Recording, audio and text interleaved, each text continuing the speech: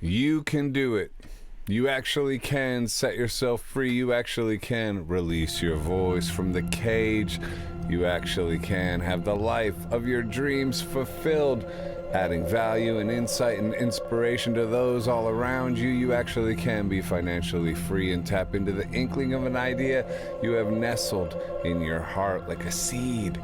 To pay attention, there are ways to make it grow, and the only thing you need is a strong enough desire. But there are even ways to elevate desire, to eliminate the noise and the habits of dopamine release, which zaps our motivation, and to funnel it all back to that seed of a dream inside your heart and watch it grow beyond what you could have imagined.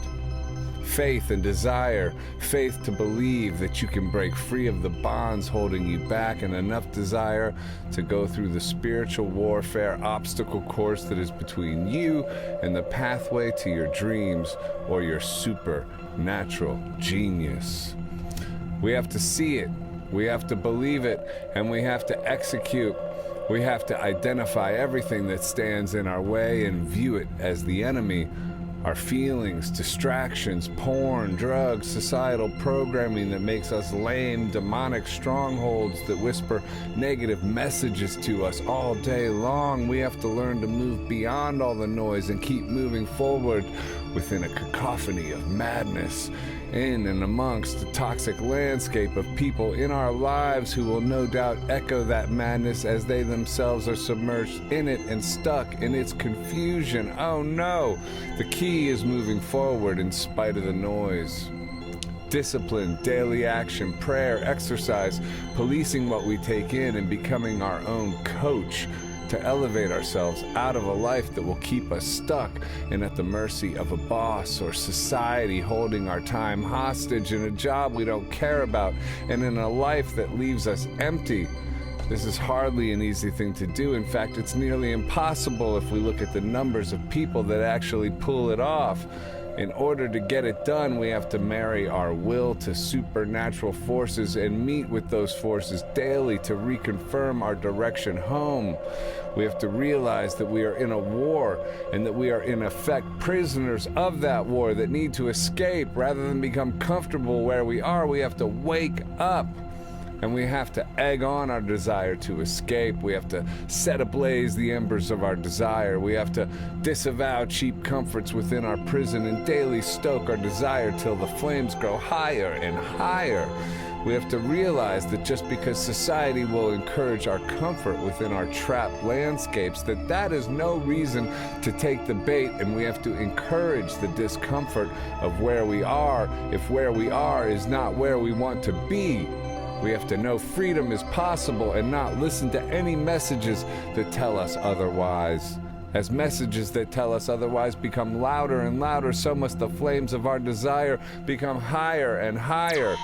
The good thing is, we can separate ourselves from the pack of lack somewhat easily, as most have gilded their cages and decided to agree to this life and just how it is. Deciding to agree with limitations, believing in the lie that a life of creative expansion is for others and not for them.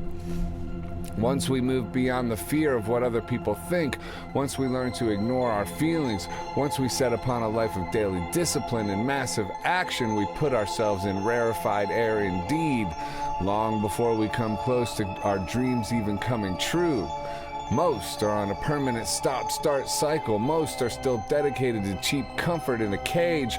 Most are still concerned about what the community will think as they share tiny fragments of a vision and wait for someone's reaction that will never come and then stop again. We have to move beyond all that nonsense. In essence, we have to be fearless or act fearlessly even when riddled by fear.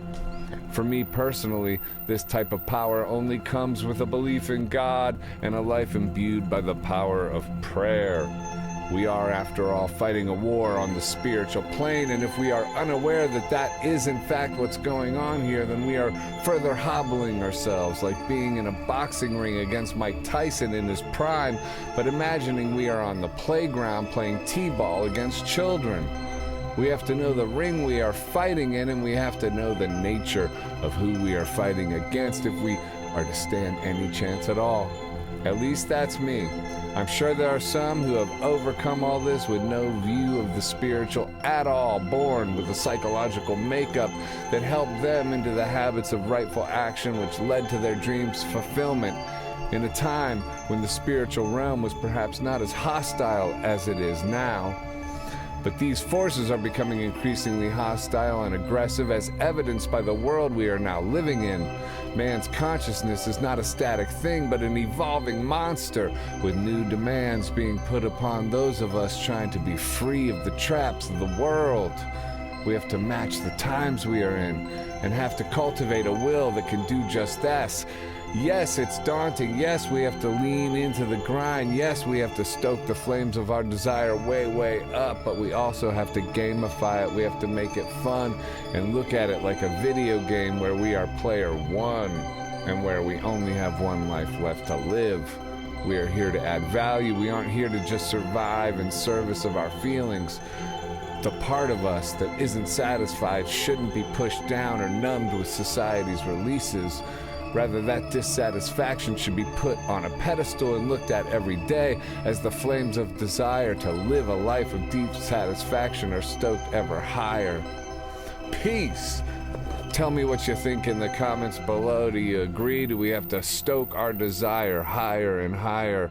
Please like, comment, share, and subscribe. Bye-bye.